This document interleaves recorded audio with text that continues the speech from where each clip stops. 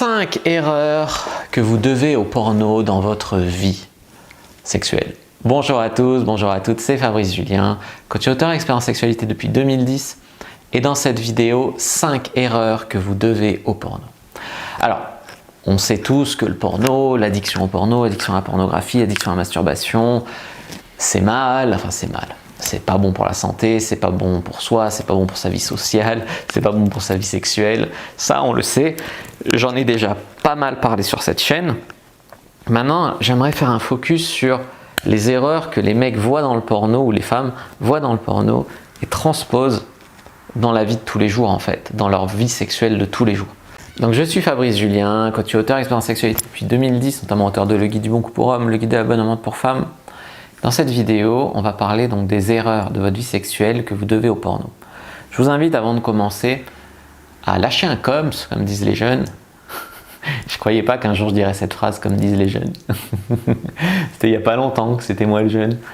Donc mettez-moi dans les commentaires quelle est pour vous l'erreur que vous pensez que vous faites au lit à cause du porno. C'est un peu d'introspection, c'est un peu de recul, prendre du recul sur soi.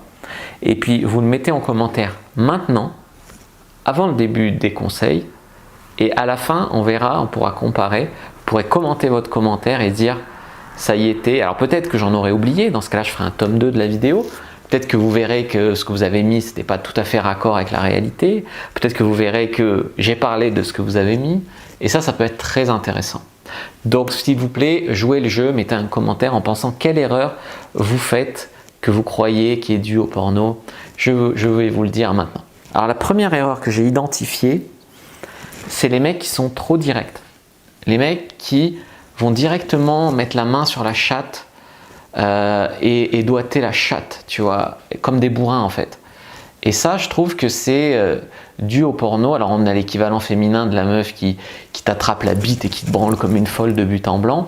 C'est un peu l'équivalent féminin de la même erreur, qui est que quand t'es pas prêt ou que t'es pas prête, ça fait mal. Donc il y a tout un moment de caresse, de réchauffer cette zone, voilà, avant de bourriner cette zone. Et les hommes, parfois les femmes mais moins, les hommes plus, vont bourriner le sexe de leur partenaire de but en blanc comme ça parce qu'ils ont vu dans le porno, effectivement le mec il arrive, il embrasse la culotte, il enlève, il fout des doigts. Parce que c'est un porno, parce que les femmes sont déjà lubrifiées, excitées avant, parce que c'est du cinéma, parce que plein de choses. Mais dans la vraie vie, tu peux lui faire mal comme ça. Deuxième erreur, c'est que si une femme ne crie pas comme une folle, eh ben, elle va se sentir, le mec va se sentir nul au lit. C'est-à-dire que si, comme Nikita Bellucci, quand on te touche un sein, tu fais pas « Ah ouais, putain, c'est bon, ah ouais, ah ouais !» Eh ben, dans la vraie vie, une fille fait pas ça. Le mec va se dire « Mais peut-être que je lui touche mal les seins, peut-être que… » Parce qu'il voit que des actrices qui gémissent, qui hurlent dès qu'on les touche. Et donc, il se dit que lui, il touche sa meuf et elle ne gémit pas, elle ne hurle pas. Donc, il se dit « Il y a un truc que je fais pas bien. » Tu vois ?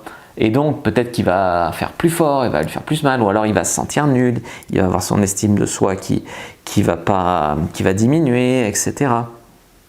Donc, si une femme ne crie pas comme une folle, il va se sentir nul. Et si, au contraire, de l'acteur porno qui généralement fait pas de bruit, là, il bourrine en silence, et du coup, la femme, elle a l'impression que si le mec il gémit, c'est que ça va pas, tu vois. Donc il y a un problème aussi là de calibrage et de compréhension. On est sur une différence clairement de lâcher prise. C'est-à-dire que la femme, c'est bien d'être un peu expressive au lit ou d'être expressif pour un homme. Mais si tu es une femme et que tu surjoues les cris, les gémissements, le mec il va se dire elle se fout de ma gueule. Si tu le fais pas du tout, il va se dire je suis nul. Si tu oses pas gémir, etc., il va croire qu'il est nul alors que toi c'est juste que tu n'arrives pas à lâcher prise. Pareil pour les hommes. Donc il y a un problème aussi de calibrage là-dessus. En 3, l'homme qui finalement va bourriner trop vite, trop fort la chatte de la femme. Par exemple dans le porno, il commence à baiser, elle le suce, il la tourne, il la prend en levrette direct. Dans la vraie vie, tu fais ça, tu commences par la levrette, tu peux avoir facilement des problèmes d'éjaculation rapide ou précoce. Parce que tu passes de rien à une pipe à fond et une levrette directe, qui est la position la plus profonde, la plus excitante, etc. Donc tu peux envoyer la purée. Tandis que si tu commences à faire l'amour un peu en missionnaire, etc., tu t'habitues au corps, après tu peux tenir plus longtemps en levrette. Tu vois. Donc ça c'est un truc à bien comprendre, que dans le porno, ben, les mecs, comme j'ai dit, ils prennent des pilules, ils font des cuts entre les prises, voilà, c'est du cinéma. Donc, faut arrêter de vouloir baiser comme un acteur porno ou baiser comme une actrice porno dans la vraie vie. Il y a des choses à apprendre, bien sûr, de leur expérience. Mais là, à dire que dans la vraie vie, tu dois baiser comme un acteur ou une actrice porno, c'est niette, c'est non. D'accord? Donc, ce deuxième problème, c'est de bourriner trop vite, trop fort le sexe. Avant, je parlais d'endouettage, mais là, je parle avec la pénétration, qui peut vous donner des gros problèmes d'éjaculation rapide ou précoce, ou même d'irritation. Et de croire qu'en fait, la vraie vie, c'est d'être un bourrin. Mais non. En numéro 4, les mecs, les femmes qui se sentent obligés de faire des positions cinégéniques, abracadabrantes, etc. Parce que dans le porno, je rappelle qu'il faut que la caméra voie la pénétration. Donc ils font pas, par rapport au porno amateur par exemple, dans le porno pour la production de porno, quoi, ils mettent des angles, ils te prennent de travers un peu, puis même quand tu lèches, c'est comme ça pour qu'on voit ta langue, qu'on voit ta bite. Je sais, j'ai tourné dans le tuto X avec des actrices porno, donc il y a des restes de ça. Et c'est pas la vraie vie en fait. Et dans la vraie vie, c'est pas parce que tu fais une position abracadabrante ou tu la tiens par les jambes, je sais pas quoi, que c'est mieux. Même au contraire. Et les gens, ils croient qu'il faut faire des positions de ouf pour que ça soit bien. Et non, en fait, tu vois. Donc ça, c'est encore un problème. Et cinquième erreur que j'ai identifiée, c'est, bon là c'est un peu, j'ai un peu fait un tiroir, quoi. Les mecs qui vont tirer trop fort les cheveux des meufs, qui vont leur bourriner la bouche avec leur bite en les attrapant comme des bourrins, les mecs qui vont foutre des fessées non consenties comme si c'était normal, qui vont insulter les meufs, les traiter de putes, leur cracher dessus, etc.